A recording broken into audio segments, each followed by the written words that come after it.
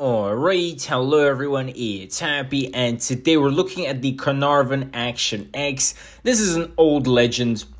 I mean, if you've played Blitz for a long time, then you probably know this tank. Because back in the day, of course, it used to be very, very strong. Nowadays, I would definitely say it's good, but it's not as good as it used to be. Because the meta sort of changed, and there's a lot of newer tanks added to the game. And overall, back in the day, this was one of those tanks that was, worth a lot. It was a lot in crates initially, and then it drops for gold. I think I got it for 20k gold, I think, at the time.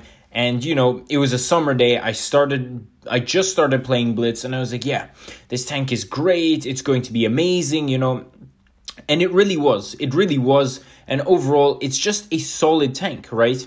And at the time, it was a lot better than the standard Carnarvon, which is the tier 8 heavy tank. Nowadays, if you compare the DPM between these tanks, the Carnarvon, the tech tree one, has 3,000 DPM, while this one has 2,700. So you can see the contrast in that, but that's specifically because of the alpha difference.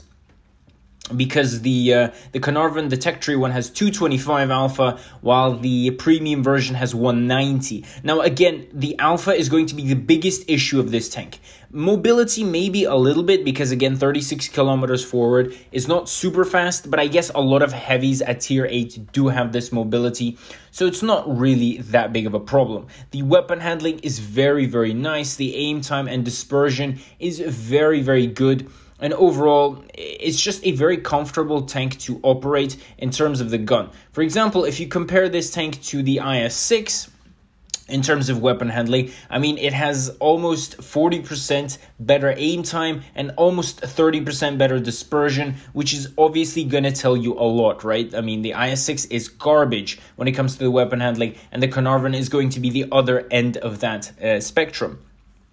Now, as I said, the alpha is a big issue. 190 is not going to sufficiently, be able to hold up against a lot of tanks. A lot of tanks at tier 8 and 9 have humongous alpha guns. Now, if you look at the AMX, the tier 9 AMX with a drum, I mean, imagine going up against that.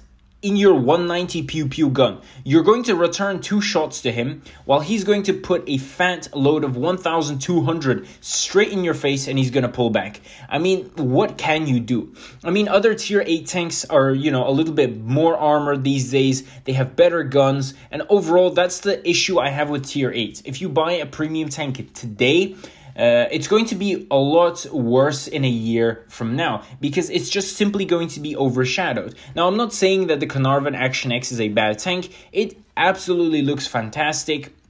It performs quite well as well, of course, in a hold-down situation. In terms of the turret, it's going to be very good. The upper hull is great. It's basically a Super Conqueror at tier 8 with less alpha. That's all I'm going to say about this tank. It's very, very solid. Now, it's going to definitely be better than the standard tech tree version, especially in terms of the armor profile, in my opinion. And, I mean, if you do come up against tier 9s, you are going to die in this Carnarvon. Overall, it's just a solid tank, but I feel like it's been overshadowed these days. So tell me what you guys think about this in the comment section below. And with that, Happy is out, and I'll definitely see you guys next time. Bye-bye.